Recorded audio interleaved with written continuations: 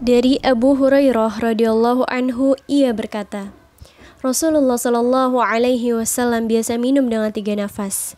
Jika wadah minuman didekati ke mulut beliau, beliau menyebut nama Allah Ta'ala. Jika selesai 1 nafas, beliau bertahmid memuji Allah Ta'ala. Beliau lakukan seperti ini 3 kali. Hadits Sahih As-Silsilah As-Sahihah nomor 1277. Bismillah.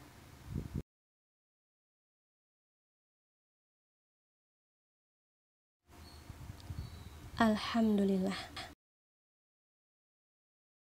Jadi keingat penjelasan Pak Buco tentang materi keistimewaan ikatan hidrogen pada air. Kenapa ya harus kita beri perlakuan baik terlebih dahulu agar bentuk kristalnya baik juga?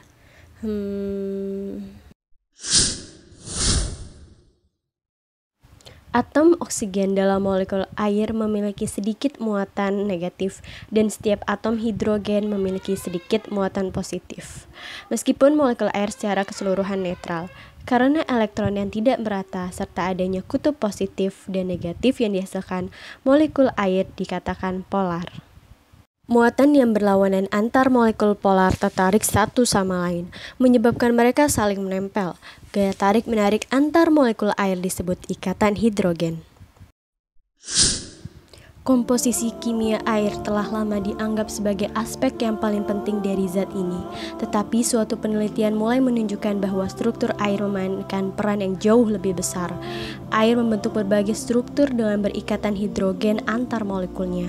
Ikatan hidrogen ini berfungsi sebagai sel memori, sehingga perlakuan kita terhadap air menentukan bagaimana bentuk kristal air.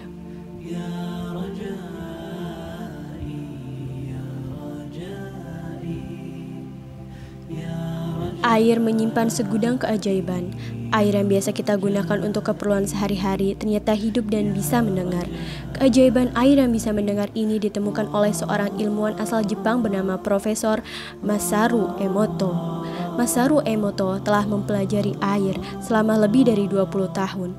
Ia melakukan perjalanan keliling dunia hingga ke Swiss, Berlin, Prancis, dan Palestina untuk melakukan percobaan dengan air. Hasilnya, Masaru Emoto menemukan bahwa molekul air dipengaruhi oleh pikiran manusia, kata-kata, dan perasaan.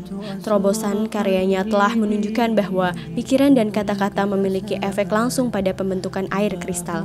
Penelitian tentang air dilakukan bersama rekannya yang bernama Kazuya Ishibashi. Masaru Emoto dan Kazuya Ishibashi ini mendapatkan foto-foto kristal air pertama di dunia. Awalnya ia membukukan air di Pulau Honshu dan didoakan. Kemudian didinginkan pada suhu minus 50 derajat Celcius. Setelah didinginkan, kemudian difoto dengan alat foto berkecepatan tinggi. Hasilnya, air ternyata mampu merespon terhadap kata-kata, gambar, serta doa baik secara positif dengan molekul air yang berbentuk menyerupai kristal segi enam yang indah. Kedua ilmuwan ini kemudian mengulangi percobaannya dengan membacakan kata arigato, yang artinya terima kasih pada air. Hasilnya kristal kembali membentuk sangat indah. Selanjutnya ditunjukkan kata setan, kristal berbentuk buruk. Seringkali ada penyakit tertentu yang menggunakan media air sebagai metode pengobatan. Sejarah ilmiah membuktikan ternyata ada penjelasan bahwa air dapat berpengaruh ketika kita membacakan doa-doa kepadanya. Dr. Masaru Emoto dalam bukunya berjudul The Hidden Message in Water menguraikan bahwa air bersifat bisa merekam pesan. Hal ini sama seperti pita magnetik atau compact disc. Dalam penelitiannya, Masaru Emoto menemukan perubahan-perubahan molekul air saat dibacakan doa. Ternyata air itu membentuk kristal yang indah. Masaru Emoto mengungkap, semakin kuat konsentrasi pemberi pesan atau pemberi doa, maka semakin dalam pula ini akan tercetak di dalam ikatan hidrogen air tersebut. Kemudian, ikatan hidrogen dalam air yang sudah diberi pesan itu bisa mentransfer pesan tadi melalui molekul lainnya.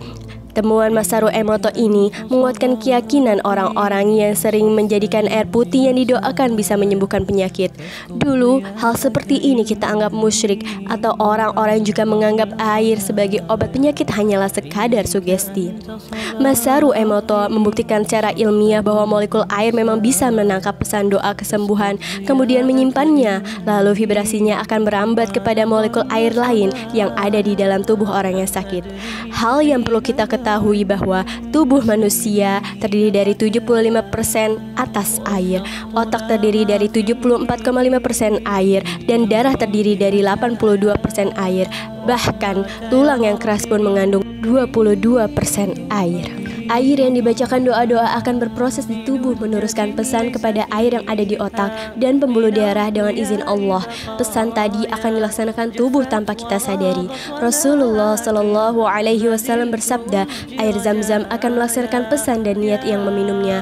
Barang siapa minum supaya kenyang, dia akan kenyang. Barang siapa minum untuk menyembuhkan sakit, dia akan sembuh.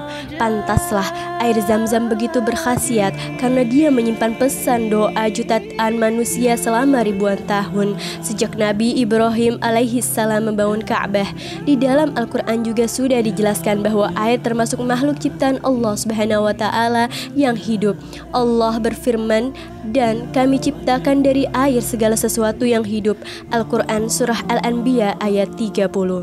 Bila kita renungkan kandungan di dalam Al-Quran tentang air, maka kita akan tersentak bahwa Allah Subhanahu wa Ta'ala rupanya selalu menarik perhatian kita kepada air, menyadarkan kita bahwa air tidak sekadar benda mati.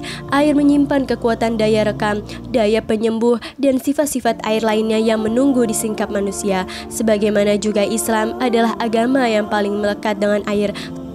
Sebagaimana juga sholat wajib perlu air wudhu 5 kali sehari. Ketika meninggal, kita pun wajib dimandikan. Perlu kita renungkan betapa banyak manfaat air bagi kelangsungan hidup manusia. Air bahkan bisa menjadi obat untuk penyakit yang dialami manusia. Para ulama salaf yang minum air doa dari orang lain diantaranya adalah Soleh. Ia merupakan putra Imam Ahmad. Soleh meminum air yang telah didoakan oleh ayahnya Imam Ahmad. Bahkan disebutkan bahwa air tersebut bukan hanya diminum, namun juga disiram pada wajah dan kedua tangannya. Kisah tersebut sebagaimana disebutkan dalam kitab Al-Adab Asy-Syar'iyyah. Soleh bin Imam Ahmad bin Hambal berkata, terkadang aku sakit, kemudian ayahku mengambil cawan yang di dalamnya terdapat air. Kemudian beliau membaca ayat-ayat Al-Quran padanya dan berkata padaku, minumlah darinya dan basuh wajah dan kedua tangannya. Abdullah bin Imam Ahmad menukil bahwa sesungguhnya dia melihat ayahnya membaca ta'awudz pada air dan membaca ayat-ayat Al-Quran padanya, dan beliau minumnya dan menyiramkan pada dirinya sendiri. Wallahu a'lam bishawab. Terima kasih.